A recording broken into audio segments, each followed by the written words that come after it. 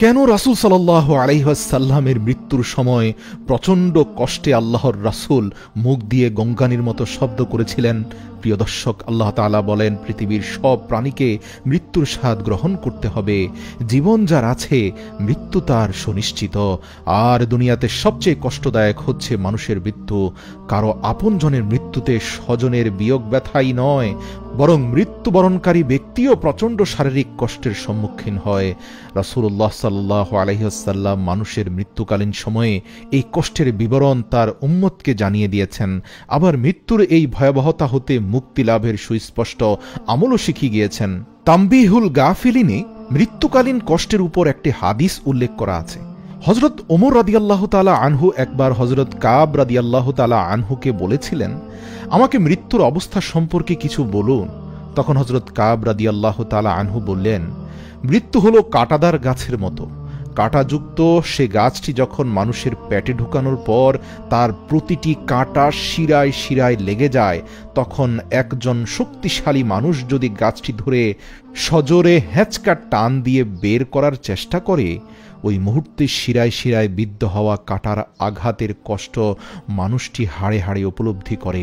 অনুরূপভাবে মৃত্যুকালীন সময়ে মৃত্যু পথযাত্রীর কাছেও মনে হয় যেন তার শরীরের গোশতগুলো যেন একটি কাঁটার সঙ্গে বেরিয়ে আসছে।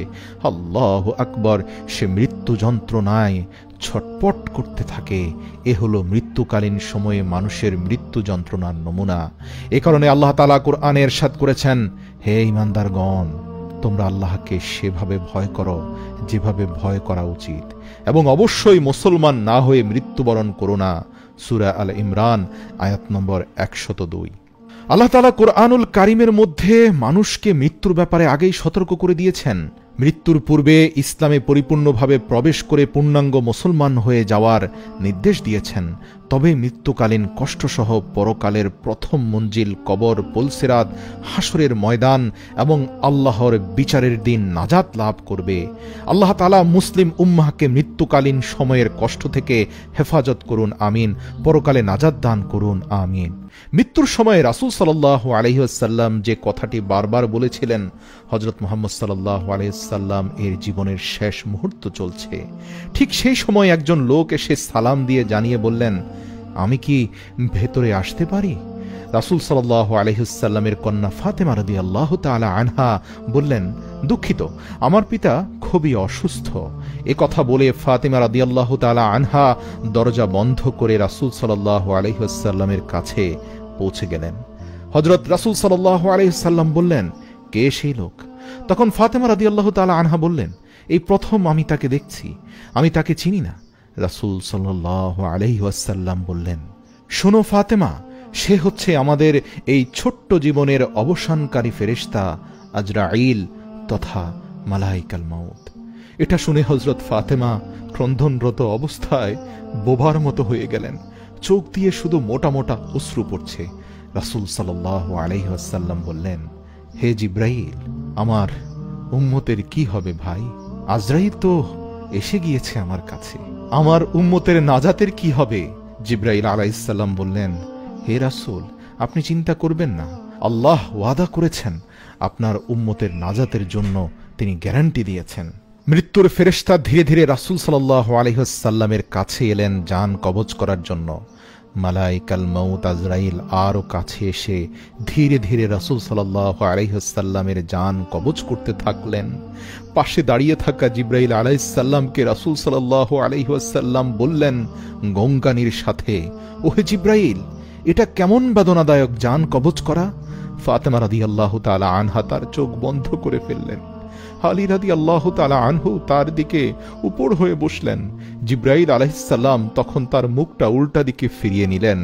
রাসূল সাল্লাল্লাহু আলাইহি ওয়াসাল্লাম বললেন, হে জিব্রাইল, তুমি মুখটা উল্টো করে ঘুরালে কেন? আমার প্রতি তুমি বিরক্ত? জিব্রাইল আলাইহিস সালাম বললেন, ইয়া রাসূলুল্লাহ, ইয়া হাবিবাল্লাহ, সাকরাতুল মউতের অবস্থায় আমি আপনাকে কিভাবে দেখে সহ্য করতে পারি? ভয়াবহ ব্যথায় রাসূল সাল্লাল্লাহু আলাইহি ওয়াসাল্লাম ছোট্ট একটা গুঙ্গানি দিলেন।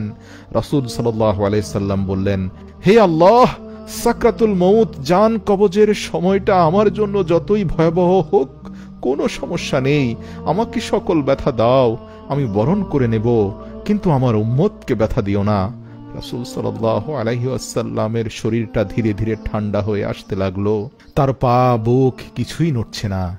এখন আর রাসূল সাল্লাল্লাহু আলাইহি ওয়াসাল্লামের চোখের পানির সাথে সাথে ঠোঁটটা কম্পিত ছিল। তিনি কিছু বলবেন মনে হচ্ছিল। হযরত আলী রাদিয়াল্লাহু তাআলা আনহু তার কানটা রাসূল সাল্লাল্লাহু আলাইহি ওয়াসাল্লামের মুখের একদম নিকটে নিয়ে গেলেন।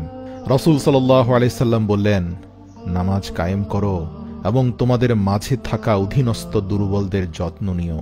রাসূল সাল্লাল্লাহু আলাইহি সাল্লামের ঘরের বাইরে চলছে কান্নার আওয়াজ। সাহাবীরা একজন আরেকজনকে জড়িয়ে ধরে উচ্চস্বরে কান্নারত।